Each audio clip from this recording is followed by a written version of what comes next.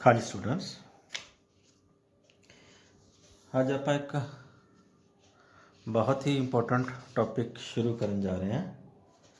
Conversion of a galvanometer into an ammeter and conversion of a galvanometer into a voltmeter.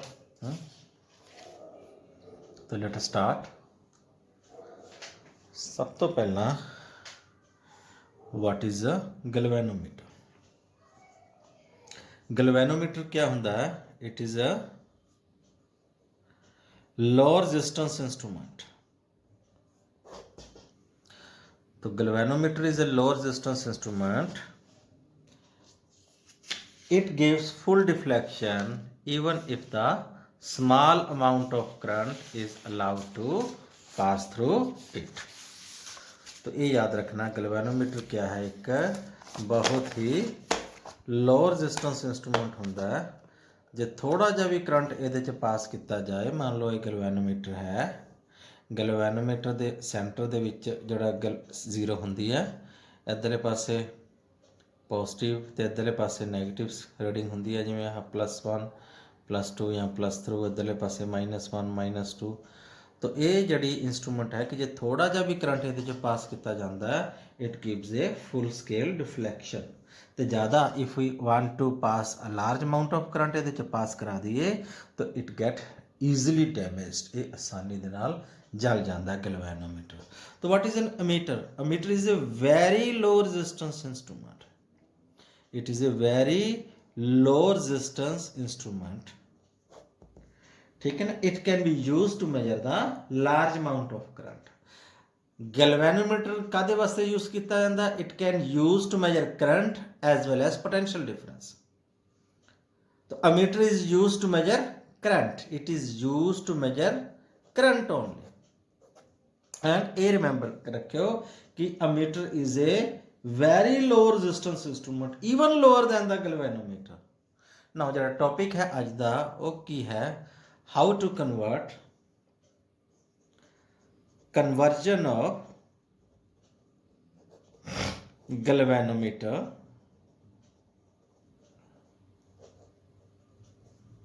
into ammeter।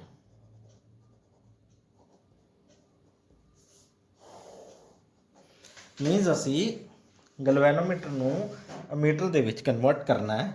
तो suppose अपने को क्या है? Galvanometer है एक,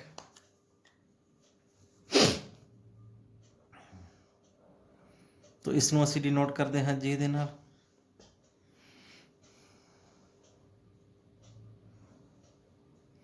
मैं दस्सिया सी गैल्वेनोमीटर दे विच ओनली स्मॉल करंट पास करता है।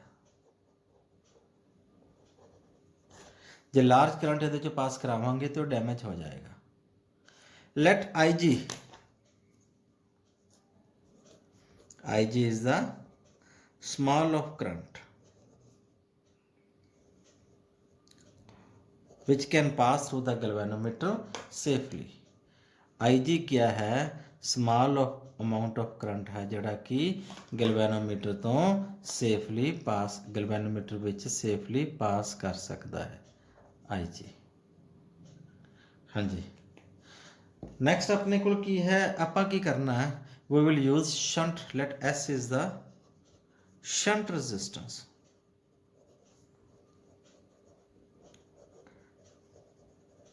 शंट रेजिस्टेंस क्या होती है? याद रखियो, पैरेलल लो रेजिस्टेंस। जी पैरेलल और लो रेजिस्टेंस उसनों शंट कह दें।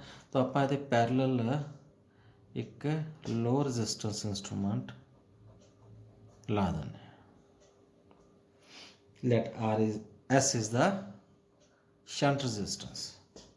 तो we have to find, let I is the total amount of current, I is a large amount of current। क्योंकि असी मैं क्या तुहानू कि गैल्वेनोमीटर च सिर्फ IG ही पास करेगा, बाकी का करंट किधरों लंघ जाएगा? I - IG। सपोज गैल्वेनोमीटर दे विच सिर्फ 1 एम्पीयर करंट पास कर सकता है, मान लो आई जी क्या है 1 एम्पीयर, तो ਅਸੀਂ ਮੈਜਰ ਕਰਾਉਣਾ ਚਾਹੁੰਦੇ ਹਾਂ 10 एम्पीयर। ਜ਼ਿਆਦਾਤਰ ਕਰੰਟ ਬਾਕੀ 9 एम्पीयर ਪੈਰਲ ਹੋ ਜਾਏਗਾ। ਇਹਨੂੰ ਕਹਿੰਦੇ ਸ਼ਾਰਟ ਸਰਕਟ। ਕਰੰਟ ਹਮੇਸ਼ਾ ਲੋ ਰੈਜ਼ਿਸਟੈਂਸ ਪਾਥ ਦਿਖਦਾ ਹੈ ਕਿ ਜਿੱਧਰ ਨੂੰ ਘੱਟ ਰੈਜ਼ਿਸਟੈਂਸ ਆ ਉਧਰ ਉਹਦੀ ਪਾਸ ਕਰਨ ਦੀ ਕੋਸ਼ਿਸ਼ ਕਰੇਗਾ। ਸ਼ਾਰਟ ਸਰਕਟ ਦਾ ਮਤਲਬ ਸ਼ਾਰਟ ਪਾਥ, ਸ਼ਾਰਟੈਸਟ ਪਾਥ ਨਹੀਂ ਹੁੰਦਾ।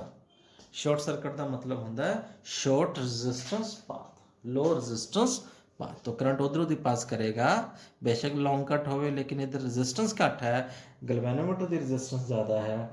ठीक है ना, वी नो पोटेंशियल डिफरेंस दोनों के क्रॉस सेम हो जाएगा ना। पोटेंशियल डिफरेंस जो है across G must be is equal to potential difference across S, parallel दे विच ने। तो पोटेंशियल डिफरेंस अक्रॉस जी लिखांगे I G into G, capital G क्या है, G is the galvanometer resistance, ठीक है ना जी। तो गैल्वेनोमीटर की रेजिस्टेंस जी दी है, तो जी इंटू आई जी लिख देवांगे। तो इधर पोटेंशियल डिफरेंस आएगा I minus I G into S. इतों एस कैलकुलेट कर लेंगे, I G into G upon I minus I G, ठीक है जी। तो we can calculate the S, जिन्नी रेंज का असी मीटर तैयार करना है, जिन्नी की रेंज का आप आई बढ़ाना चाहते हैं, larger the I smaller the S. We can increase the range of a meter, yes we can increase the range of meter, लेकिन एक लिमिट है। आई ਵਧਾਣਾ, जिन्ना आई ਵਧਾਵਾਂਗੇ ਵਧਾਣਾ ਚਾਹੁੰਦੇ उन्ना ही एस स्मॉल रखो, लेकिन एक लिमिट है। मतलब जो तुम एस 0 कर दोगे उस तो बाद ये मीटर की रेंज नहीं ਵਧਣੀ। ਜਦੋਂ एस 0 हो गया उस तो बाद तुम मीटर की रेंज नहीं ਵਧਾ सकते। तो ये मीटर जोड़ा है आ पूरा अपरेटस जोड़ा बन गया, आह पूरा setup. What is this is called, this is called ammeter. ये पूरे सैटअप को असी अमीटर कहने हैं, ठीक है जी। तो what will the resistance of the metre,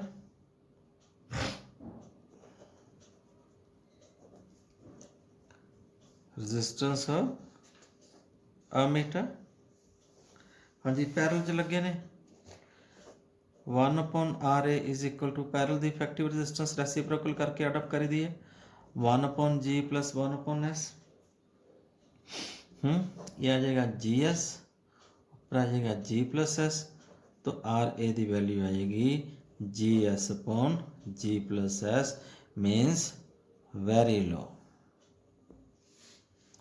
एक नंबर का क्वेश्चन आता होंगे, what is the resistance of ideal meter. यह आया था बोर्ड के क्वेश्चन, एक मार्क्स का question, what is the resistance of ideal ammeter. तो तुसी आंसर क्या देना है, 0।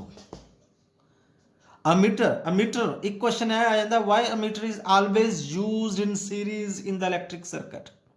अमीटर हम जो भी लाया जाता सीरीज च लाया जाता, क्यों लाया जाता है। सपोज अपने को इलैक्ट्रिकल सर्किट है, इत्थे आप मीटर लगा देने, ये अपने को कोई रेजिस्टेंस है आर। हुण इनू सीरीज चलाने का परपस क्या है, सेम कारण है बच्चों, क्योंकि ammeter is very low resistance instrument, it do not alter the effective resistance of the circuit. ये रेजिस्टेंस ऑफ द सर्किट नू चेंज नहीं करेगा, क्योंकि आ आर ते आ ए सीरीज हो गए। जे इफेक्टिव रेजिस्टेंस कढ़ांगे आर प्लस ए जे कढ़ांगे, क्योंकि ए आइडियल अमीटर की रेजिस्टेंस 0 होंगी है, तो अप्रॉक्सीमेटली इक्वल टू आर ही आ जाएगा। मतलब total resistance in the circuit remain same. तो अमीटर को हमेशा ही सीरीज लगाया जाता है, इस गल को ध्यान च रखियो। ओके जी, हुण अगे आपां करते हाँ voltmeter. Let us discuss about volt meter.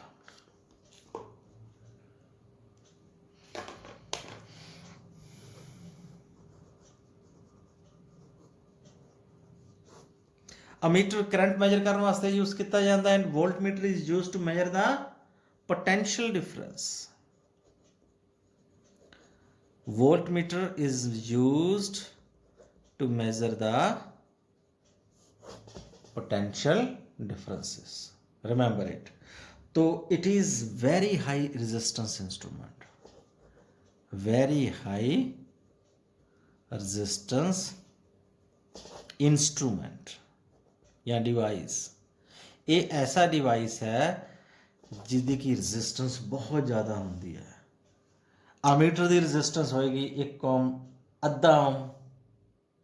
Volt meter की होएगी 10,000 ओम, 15,000 ओम, मे बी 20,000। जिन्ना ही ज़्यादा हाई रजिस्टेंस वोल्ट मीटर की होएगी ना, उन्ना ही अच्छा वोल्ट मीटर होएगा। अमीटर उल्टा, जिन्ना लो रजिस्टेंस इंस्ट्रूमेंट अमीटर की होएगी ना, उन्ना ही गुड अमीटर होएगा, उन्ना ही एक्यूरेटली करंट मेजर करेगा। Now conversion of galvanometer into ammeter, sorry voltmeter। हाँ जी, हम गैल्वेनोमीटर ਨੂੰ मेजर करना है, कन्वर्ट करना है, तो की करते हैं ਆਪਾਂ ਆ ਗੈਲਵੇਨੋਮੀਟਰ ਹੈ। ਗੈਲਵੇਨੋਮੀਟਰ ਦੇ ਸੀਰੀਜ਼ ਦੇ ਵਿੱਚ ਆਪਾਂ ਹਾਈ ਰੈਜ਼ਿਸਟੈਂਸ ਲਗਾ ਦਿੰਦੇ ਹਾਂ ਆਰ। ਹੁਣ ਗੈਲਵੇਨੋਮੀਟਰ ਦੇ ਵਿੱਚ ਤਾਂ ਮੈਕਸਿਮਮ ਕਰੰਟ ਕਿੰਨਾ ਫਲੋ ਕਰ ਸਕਦਾ ਆਈ ਜੀ, ਇਸ ਤੋਂ ਬਾਅਦ ਤਾਂ ਫਲੋ ਕਰ ਹੀ ਨਹੀਂ ਸਕਦਾ। ਇਹ ਜਿਹੜਾ ਆਪਰੇਟਸ ਹੋ ਜਾਏਗਾ, ਇਹ ਪੂਰਾ ਡਿਵਾਈਸ ਜਿਹੜਾ ਹੋ ਜਾਏਗਾ, ਇਹ ਵੋਲਟ ਮੀਟਰ ਕਹਿਲਾਉਂਦਾ, ਇਹ ਕਨਵਰਟ ਹੋ ਜਾਏਗਾ ਵੋਲਟ ਮੀਟਰ 'ਚ। हाँ जी, तो ये जो बच्चों आई जी तो वह करंट फ्लो कर ही नहीं सकता। एंड पोटेंशियल डिफरेंस की लिखेंगे, आई जी इंटू टोटल रेजिस्टेंस आ जाएगा सीरीज जी प्लस आर। ठीक है जी। पोटेंशियल डिफरेंस मैं लिख सकता V I G into G plus R. तो मैं आई जी पता कर सकता इतों, आई जी आएगा V upon G plus R, या आर भी पता किया जा सकता। आर की वैल्यू आ जाएगी V upon I G minus G. हाँ जी, इत्थे एक क्वेश्चन राइज होता है, can we increase the range of the volt meter? Answer is yes, we can increase the range of the volt meter. किदा? We by increasing the range of the resistance. Resistance नु बताओ। We can decrease the range of the voltmeter, yes, resistance ਨੂੰ ਘਟਾਓ। तो ammeter ਦੇ ਵਿੱਚ you cannot increase the range of an ammeter, ਇੱਕ limit ਤੱਕ ਵਧਾ ਸਕਦੇ ਸੀ, ਲੇਕਿਨ ਵੋਲਟਮੀਟਰ ਦੇ ਵਿੱਚ ਕੋਈ ਕੰਡੀਸ਼ਨ ਨਹੀਂ ਹੈ। you can increase the range of the voltmeter up to infinity, क्योंकि you can take resistance up to infinity। okay, so what is the resistance of the voltmeter? resistance of voltmeter, हाँ जी series ਦੇ ਵਿੱਚ ਹੈ। ਆਹੀ ਮੈਂ ਕਿਹਾ are we की value क्या आ जाएगी जी प्लस आर।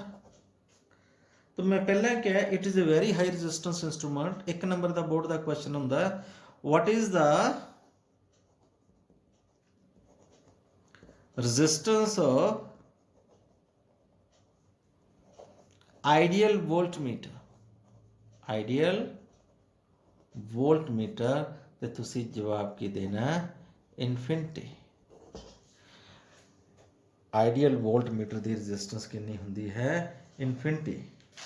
ठीक है, तो जिन्ना ज़्यादा रेजिस्टेंस होएगा, मैं पहले ही क्या है, उन्ना ही ज़्यादा इंस्ट्रूमेंट होएगा। तो that is why voltmeter is always connected in parallel. Means जे अपने को सर्किट है, आ अमीटर है, आ अपने रजिस्टेंस है, जो वोल्टमीटर लाना होवे तो असी इसनू पैरेलल ही लाने हैं।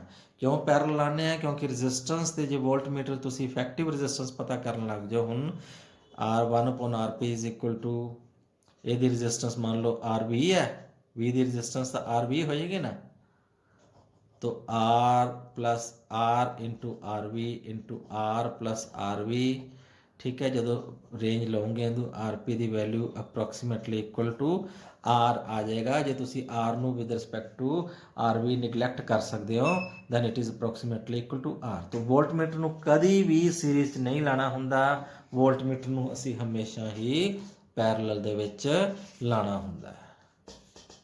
ठीक है जी।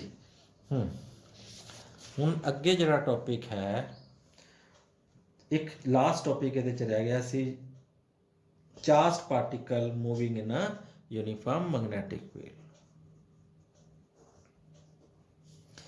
चार्ज पार्टिकल moving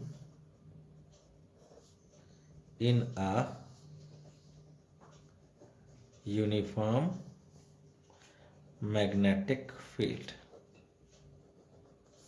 हाँ जी, ਜਦੋਂ भी कोई चार्ज पार्टिकल किसी मैग्नेटिक फील्ड ਦੇ ਵਿੱਚ मूव करता है तो मीन्स ਉਹਦੀ की मोशन होएगी, what will be the type of the motion. वैसे आप टॉपिक पहला कर चुके हैं, थोड़ा जिहा इहदे बारे दसना सी कि जो भी चार्ज पार्टिकल किसी मैग्नेटिक फील्ड च मूव करता है F is equal to Q into V cross B, वो फोर्स लगेगी। लॉरेंस ने कहा सी लॉरेंस फोर्स, ठीक है ना। तो वेलोसिटी तो मैग्नेटिक फील्ड के विच एंगल थीटा तो लिख सकते हैं Q into B into sine of theta also, है ना। ये दो केसेस सी। Suppose if theta is equal to 90 degree, suppose जो थीटा की वैल्यू क्या है 90 डिग्री, तो देन साइन 90 की वैल्यू क्या होंगी है 1, देन फोर्स क्या लगेगी क्यू इंटू बी। मीनस ये फ्लैमिंग्स लैफ्ट हैंड रूल के नाल आपां फोर्स कढ़ते हैं। फ्लैमिंग्स ये आप डिस्कस कर चुके हैं। फ्लैमिंग्स लैफ्ट हैंड रूल ना फोर्स कढ़ांगे। सपोज अपने को चार्ज पार्टिकल है प्लस क्यू, इस डायरैक्शन दे विच चल रहा है, वेलोसिटी वी है, तो ये मैग्नेटिक फील्ड लग रही है बी इधरले पासे। तो चार्ज पार्टिकल उंगल वड्डी उंगल है जिहड़ी ओह वेलोसिटी वाले पासे करांगे, जिधर चार्ज है, तो आह छोटी उंगल है जिहड़ी है मैग्नेटिक फील्ड वाले पासे। अंगूठा की दसेगा फोर्स लगेगी उत्ते नूं। तो ये जिहड़ी फोर्स होएगी that force will be the centripetal force. ये की प्रोवाइड करेगी centripetal force. Then centripetal force के कारण चार्ज पार्टिकल क्या मूव करेगा सर्कल च, मतलब उत्थे ही खड़ा गोल गोल घूमी जाएगा। ये चार्ज पार्टिकल जा ए रहा फोर्स इधर नूं लग रही है, मीनस ए जाके ए घूमेगा, it will move in a circle, इको थां ते खड़ा होके रोटेट करी जाएगा। Then I can write M B square upon R, centripetal force is equal to Q into B. Velocity नूं वेलोसिटी नाल कटता, तो रेडियस की वैल्यू कढ़ ली M V upon Q into B. एक साइक्लोट्रॉन के भी आप डेरीवेशन की सी रेडियस वाली, ठीक है। तो जे तुसी टाइम पीरियड कटना होवे, time period of rotation capital T means total distance 2 pi R upon V, ठीक है। आर अपॉन वी इतों पुट कर दो ना, आ वी आ आर है, या आर की वैल्यू इतों आ वैल्यू सीधी पुट कर दो 2 pi upon V into R सी, आर की value M V upon Q B, velocity ना वेलोसिटी कटिया गया 2 pi M upon Q B, मेरे को की आ जाएगा टाइम पीरियड, ठीक है जी। इनू 2 नंबर इक्वेशन दे दो। तो जे फ्रीकुएंसी पूछी जाए, फ्रीकुएंसी न्यू होंगी है तो रेसिप्रोकल ऑफ टाइम पीरियड, इनू उल्टा कर दो Q B upon 2 pi M. तो जे एंगुलर फ्रीकुएंसी पूछी जाए, ये क्वेश्चंस बहुत होंगे बच्चों, कंसैप्चुअल तो मल्टीपल चॉइस भी। ओमेगा का फार्मूला होंगे 2 पाई न्यू, तो 2 पाई इंटू न्यू की वैल्यू पुट करांगे Q B upon 2 pi M, 2 पाई ना 2 पाई कटिया गया तो क्यू बी अपॉन एम की आ जाएगा यदि एंगुलर फ्रीकुएंसी। ये तो सी एक केस जो चार्ज पार्टिकल परपेंडिकुलर डायरेक्शन च मूव करे, ठीक है जी। नाउ सेकंड केस क्या है, when charge particle in move, second case क्या है, if theta is equal to 0 degree, तो साइन 0 तो 0 हुंदा, मीनस जिधर नूं चार्ज पार्टिकल जा रहा ना, तो मैगनैटिक फील्ड भी बच्चे उस डायरैक्शन च। दैन इस केस के फोर्स की वैल्यू 0 होंगी है, क्योंकि थीटा 0 है। फोर्स 0 है तो then charge particle will move undeviated. Undeviated means जिधर नूं जा रहा सी उधर नूं जांदा रहेगा। There will be no force acting on the charge particle. No case number 3 is important. If theta is equal to theta means यह 0 तो वध है तो 90 डिग्री तो घट है। फॉर एग्जाम्पल चार्ज पार्टिकल किधर नूं जा रहा सी, मैगनैटिक फील्ड इस डायरैक्शन च एक्स एक्सिस वाले पासे। आ चार्ज पार्टिकल है, चार्ज पार्टिकल जा रहा है विद वेलोसिटी v इधर नूं, making an angle theta with the magnetic field. हुण फोर्स किधर नूं लगेगी, ये हैरानी वाली गल है ना। वेलोसिटी के दो कंपोनेंट्स होंगे, जिधरले पासे तो मैगनैटिक फील्ड है उधरले पासे तो कॉस कंपोनेंट हो जाएगा, तो उहदे परपेंडिकुलर डायरैक्शन क्या होएगा, sign component v sine theta. हुण ध्यान दो इहदे च, तो चार्ज पार्टिकल दो कंपोनेंट्स हो गए, एक तो है v cos थीटा,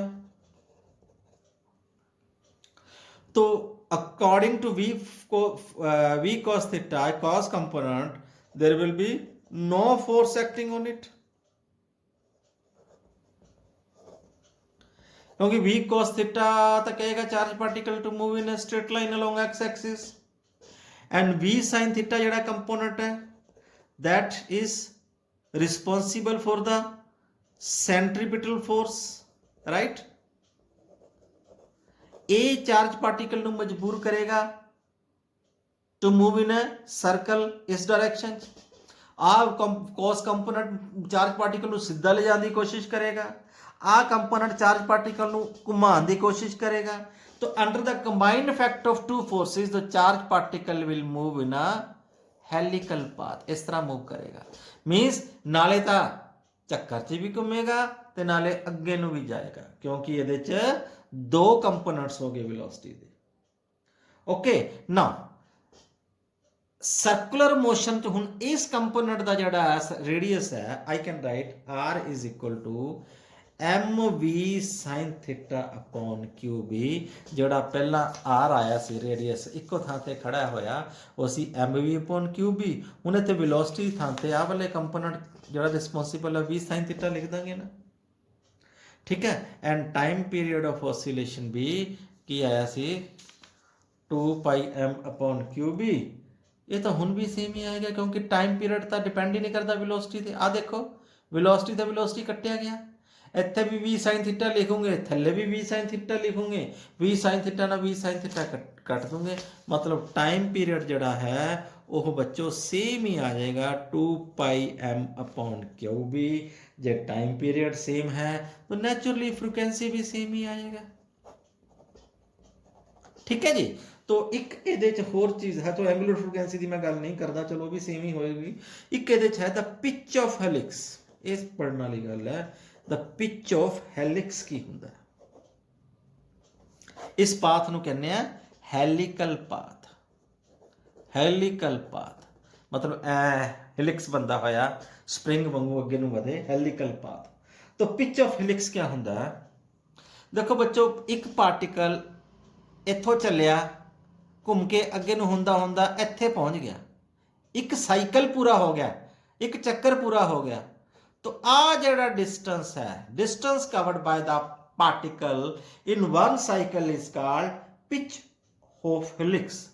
तो पिच ऑफ हेलिक्स क्या है, the linear distance. Pitch of helix है linear distance in linear distance traveled by the charge particle in one rotation या in one cycle। डी ना लिखिया मैं डी लिख दो, किसी किताब च पी लिखिया, तो की होएगा, ये फार्मूला लगेगा वेलोसिटी इनटू टाइम पीरियड। हुण वेलोसिटी की लओगे, कॉस कंपोनेंट लओगे ਇਹਦਾ, मीन्स v cos theta into T, T आही लिख दो, मीन्स v cos थीटा, क्योंकि कंपोनेंट ऑफ वेलोसिटी लओगे X axis, into 2 pi m upon q into b, तो पिच ऑफ हेलिक्स की वैल्यू आ गई 2 pi m v cos theta upon q into b। ठीक है बच्चों, ਇਹਦੇ ਨਾਲ ਮੈਂ ਮੈਗਨੈਟਿਕ ਇਫੈਕਟਸ ਆਫ ਕਰੰਟ ਦਾ ਇਹ ਜਿਹੜਾ ਸੈਕੰਡ ਚੈਪਟਰ ਵੀ ਖਤਮ ਕਰ ਚੁੱਕਿਆ ਹਾਂ। ਹੁਣ ਇਸ ਦੇ ਜਿਹੜੇ ਬਾਕੀ ਦੇ ਪਾਰਟ ਨੇ ਉਹ ਮੈਗਨੈਟਿਜ਼ਮ ਨਾਲ ਰਿਲੇਟਡ ਹੈ। ਇਹਦੇ ਐਕਸਰਸਾਈਜ਼ ਕਰੋ, ਕੁਐਸਚਨਸ ਕਰੋ, ਡਾਊਟਸ ਪੁੱਛੋ ਤੇ ਕਮੈਂਟ ਕਰੋ। Thank you, have a nice day.